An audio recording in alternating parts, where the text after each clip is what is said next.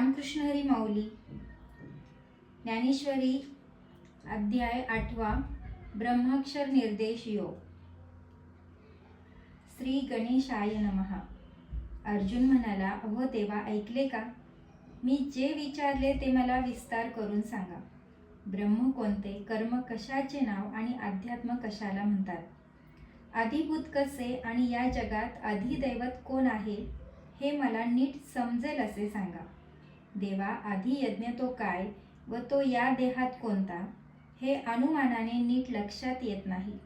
हे शारंगपाणी ज्यांनी अंतकरण स्वाधीन करून घेतले आहे त्यांना अंतकाली तुम्हाला कसे ओळखता येते हे मला चांगल्या रीतीने समजवा.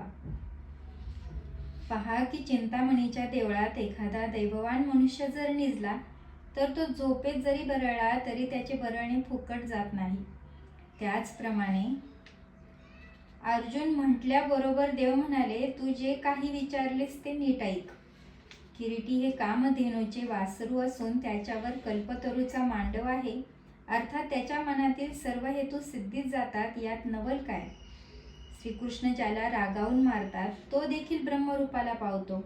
मग ज्याला कृपादृष्टीने उपदेश करतील त्याला काय प्राप्त होणार नाही? ज्या वेळेस कृष्ण मीच आहे असा निश्चय होतो त्यावेळी आपले अंतकरणही कृष्णरूप बनते. मग संकल्परूप अंगणात आपल्या मनात जे जे संकल्प येतील ते पूर्ण करण्याकरता रिद्धी सिद्धी राबत असतात. परंतु अशा प्रकारचे जे निस्सीम प्रेम ते एक अर्जुनाच्या ठिकाणीच आहे, म्हणून त्याच्या इच्छा नेहमी पूर्ण होतात. म्हणूनच अर्जुन हा आता आपल्या मनातील गोष्ट मला विचारील असे जाणून श्रीकृष्णांनी आयतेच उत्तराचे ताट वाढून ठेवले. स्तनपान करणाऱ्या तान्ह्या मुलाची भूक त्याच्या मातेलाच लागत असते. आईला आपोआपच कळते. एरवी त्याने मागितल्यावर का दूध त्याला पाजते? अर्थात कृपाळू अशा सद्गुरूंचे ठिकाणी आपल्या शिष्यासंबंधी असले हे प्रेम असणे म्हणजे नवल काहीच नाही. पण असो, देव हे काही बोलले ते ऐका. सर्वेश्वर म्हणाले, जे या फुटक्या आकारात काठोकाठ भरलेले असून कोणत्याही वेळी नाश पावत नाही. बरे, त्याचा सूक्ष्मपणा पाहावा तर शून्यच आहे असे वाटेल, परंतु तसे नाही.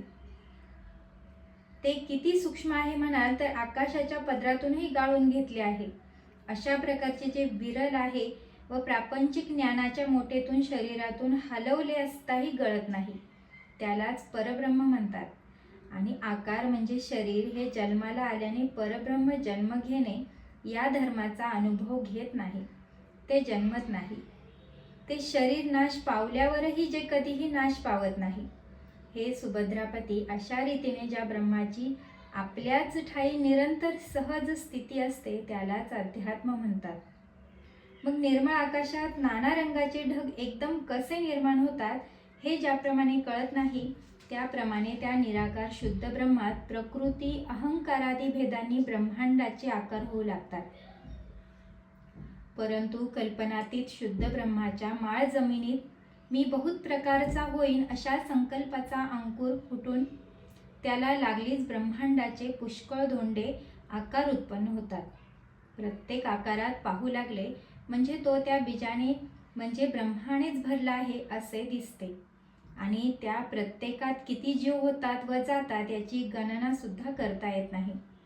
मग त्या ब्रह्मांडाच्या गोलाचे प्रत्येक अंगापासून असंख्य असे आदिसंकल्प निर्माण होतात.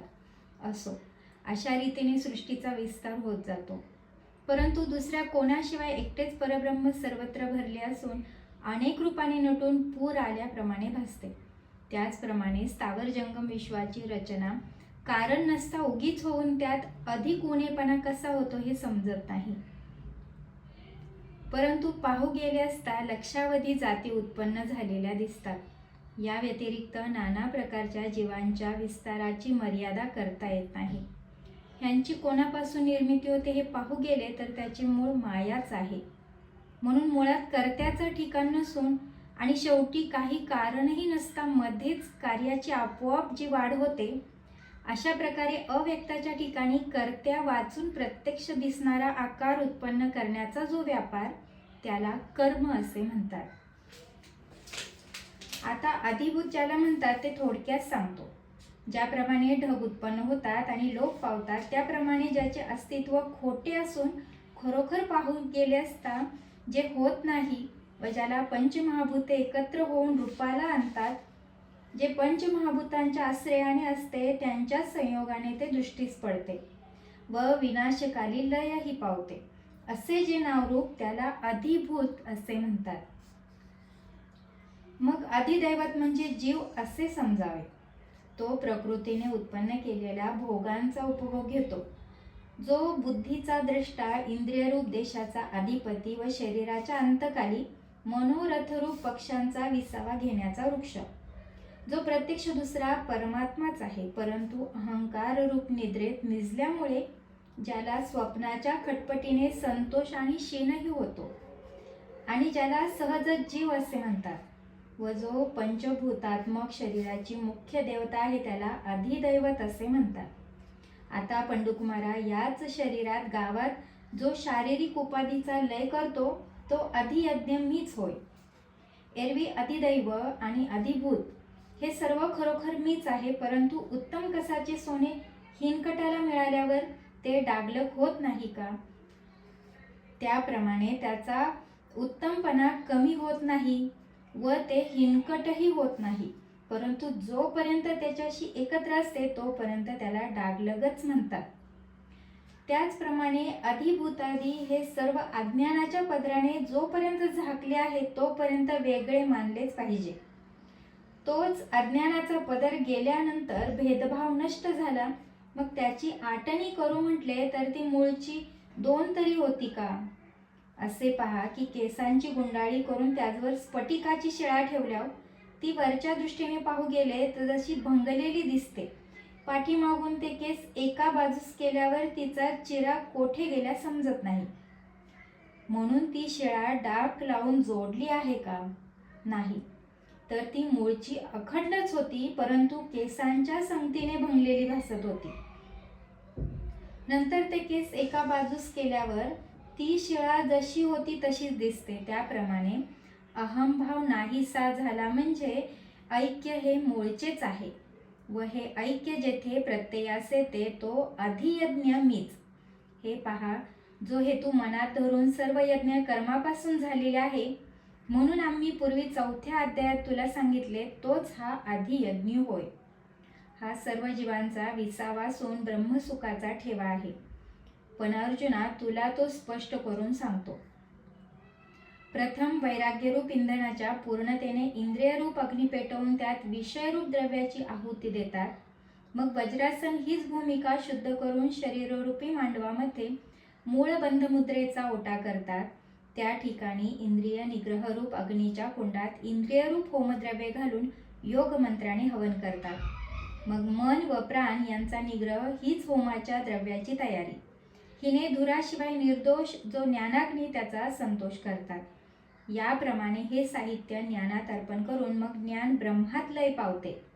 नंतर निव्वळ जे ब्रह्म ते एकटेच उरते, त्यालाच अधियज्ञ म्हणजे ब्रह्म म्हणावे. असे ज्या वेळेस सर्वज्ञ श्रीकृष्ण म्हणतात तोच महाबुद्धिमान असा अर्जुनाच्या ध्यानात आले. अर्जुनाला ब्रह्म समजले असे देवांनी जाणून ते म्हणाले, तू फार उत्तम प्रकारे ऐकतो आहेस. असे श्रीकृष्ण बोलल्यावर अर्जुन आनंदित झाला. पहा की तान्ह्या मुलाच्या तृप्तीने आपण तृप्त व्हावे किंवा शिष्याच्या कृतार्थपणाने आपण कृतार्थ व्हावे हे एक आई किंवा सद्गुरूच जाणतात. म्हणून अर्जुनाच्या पूर्वी श्रीकृष्णाच्या अंगी अष्टसात्विक भाव उत्पन्न होऊन मावेना तसे झाले. परंतु देवाने बुद्धी आवरली व पूर्णतेस पावलेल्या सुखाच्या सुगंधाप्रमाणे किंवा शांत झालेल्या अमृताच्या लाटांप्रमाणे कोमल आणि सरळ असे बोल ते बोलू लागले.